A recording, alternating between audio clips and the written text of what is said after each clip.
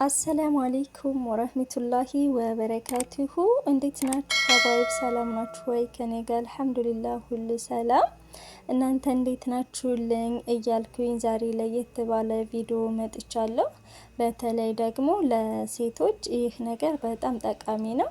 ይህን ነገር በማወቃቸው ብቻ ሴትነቷን ታስከብራለች ማለት ነው።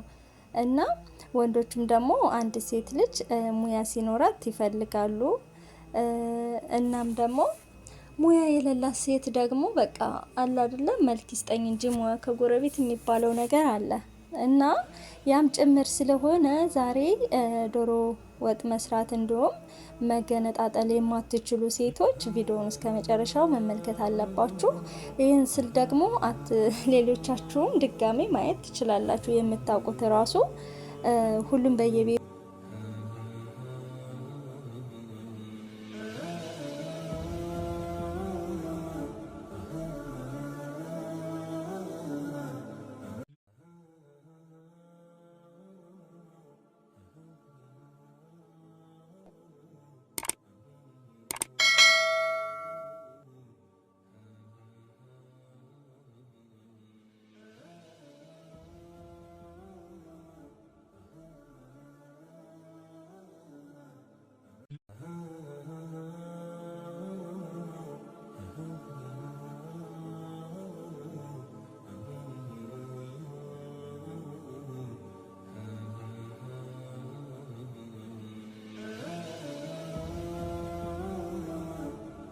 ዶሮ መገንጠሉ ላይ ነው የምንሄደው ማለት ነው።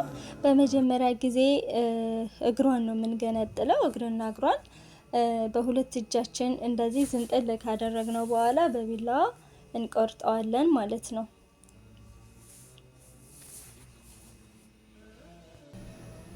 እንደዛ አድርገን በቢላዋ ከቆረጥነው በኋላ ሁለቱንም ታፋን ነው ደግሞ በአንድ ዝንጥል የምናደርገው በነገራችን ላይ እና ይሄን እንደዚህ ካደረግን በኋላ ለሁለት እንቆራርጠዋለን። ታፋ ማለት ነው፣ ግራና ታፋ እንለያየዋለን ማለት ነው። ቀጣዩን ደግሞ አብረን እናየዋለን።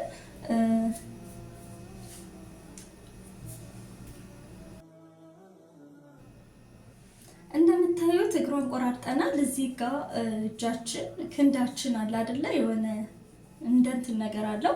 እሱን ትንሽዬ በቢላው እናደርገውና ላጥ ነው የምናደርገው ማለት ነው። በጣም ቀላል ነው በነገራችን ላይ እኮ ማለት ነው። ዶሮ መገነጣጠል ቀላል ነገር ነው፣ ግን ብዙዎች ሴቶች እኛ ሴቶች የምንሰደብበትና ያለማወቅ ለማወቅ ደግሞ ከባድ መስሎ የሚታየን ነገር ቀላል ነው። አያችሁታ? ከዛ ደግሞ ይሄንን በእንትኗል ማለት ነው በቢላው እንደዚህ ታደርጉና በቃ ስንጥቅ ማድረግ ነው ማለት ነው። ይሄ ቀላል ነገር ነው። ሴት ነው ይሄንን ያለማወቅ ከባድ ነው። ለዛም ነው እኮ አይ ሴት የሚሉን ማለት ነው ቀላሉን ነገር ስለምናካብደው። ለማንኛውም እዚህ ጋር ቆራርጬ ጨርሻለሁ ማለት ነው። 12 እንዲሞላልን ከፈለግን እጇን እንደዚህ እንቆርጠዋለን። እናም ደግሞ መዳቆሻው ጋር ነው በነገራችን ላይ 12 የሚሆነው የሚመስለኝ። እዚህ ጋር መዳቆሻ የለም። አይዋ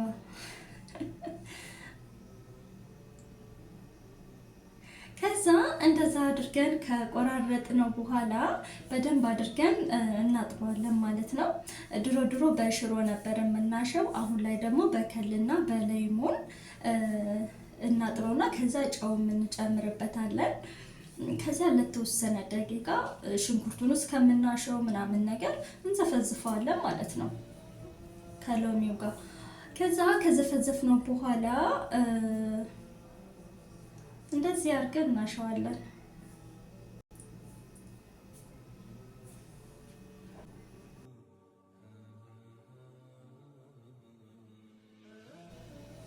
አሁን ጨርሻለሁ። ወደ ሽንኩርት ነው የምንሄደው። እዚህ ጋር እንደምታዩት ሽንኩርቱን ያው ስከትፍ መቼም ከትፈን ነው የምንሰራው እና ማሳየት አይኖርብኝም። ያው ሁላችንም ዶሮ ስንሰራ ከታትፈን ምናምን ነገር እንደሆነ ሁላችንም እናውቃለን። በእርግጥ አሰራሩም አይጠፋንም። ነገር ግን እዚህ ጋር ከአንዱ አንዱ ይለያል በማለት ነው እያሳየኋችሁ ያለሁት ማለት ነው። እናም እዚህ ጋር እንደምታዩት ሽንኩርቴን ብረት ድስቴ ውስጥ ጨምራለሁ። ጋዙ ላይ ጥጄዋለሁ። ከዛ ከላይ ጨው ነስነስ ታደርጉበትና ትከድኑታላችሁ። ከዛ ትከድኑታላችሁ። ሽንኩርቱ ለራሱ ይበስላል እንደዚህ ማለት ነው። አሁን ይሄ ያያችሁታ እየበሰለ ነው። ቀላ ብሎልናል ማለት ነው። መልኩን ቀይሮልናል። ከዛ የተወሰነ እናማስለውና ከበሰለልን በኋላ አያችሁት፣ እንደዚህ ካሸነ በኋላ በርበሬ ነው የምንጨምረው። በደንብ በስሎልናል ሽንኩርቱ ማለት ነው። በተጨማሪ ደግሞ በርበሬውን ከጨመርን በኋላ በደንብ አድርገን እናሸዋለን ማለት ነው። እዚህ ጋር በርበሬውም እንዳያቃጥለን ማሻአላህ እንደዚህ አድርገን አሽተነዋል። ከዛ ሰልሳ እንጨምርበታለን። ሰልሳው የሚጠቅመን ነገር በሁለት አይነት መልኩ ይጠቅመናል። አንደኛ በርበሬው እንዳያቃጥል ይረዳናል። ሁለተኛ ነገር ደግሞ ቀይ እንደወንድልን ለመልክ ይረዳናል ማለት ነው። በቃ በርበሬው ትንሽ ነጣ ያለ ነው፣ ቀይ እንዲያደርግልንም ይረዳናል፣ እንዳያቃጥልም ያደርግልናል ማለት ነው። እነዚህ ደግሞ ድጃጅ ማጅ ናቸው። እዚህ ጋር ደግሞ እንደምታዩት ባህራት መሸከል መጨመር አለመጨመር ትችላላችሁ። እኔ ግን እጨምርበታለሁ ማለት ነው።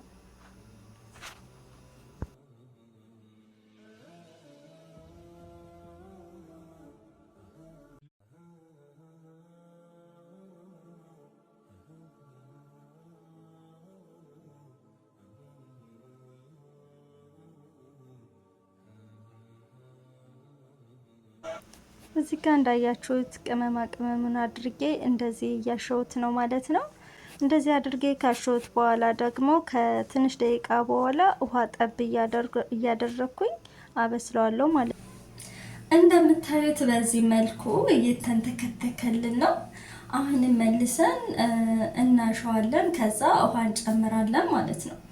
ምክንያቱም ውሃ እያደረግን ትንሽ ውሃ እየጨመርን ስናሸው እንደነገርኳችሁ የበርበሬው ማቃጠል ይቀንስልናል ማለት ነው። እንዳያቃጥለን ያደርግልናል ማለት ነው።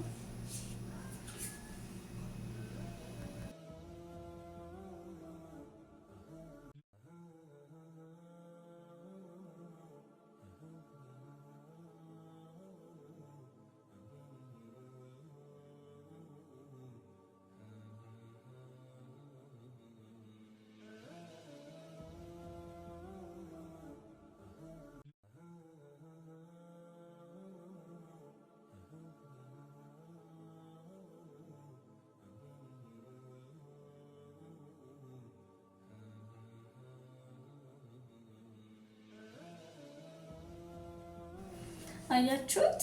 አሁንም በድጋሚ ውሃ እንጨምራለን በምናሽበት ሰዓት ማለት ነው። በጣም ወፍር ከሆነብን ትንሽ እሳት ከመታው በኋላ ውሃ እንጨምራለን። በቃ እንደዚህ እያደረግን በደንብ እያሸነው ጣዕምን ይሰጠናል እሳት ሲመታው ማለት ነው። በቃ የዶሮ አይን የሚባለው ወጥ እንደዛ አይነት ነው።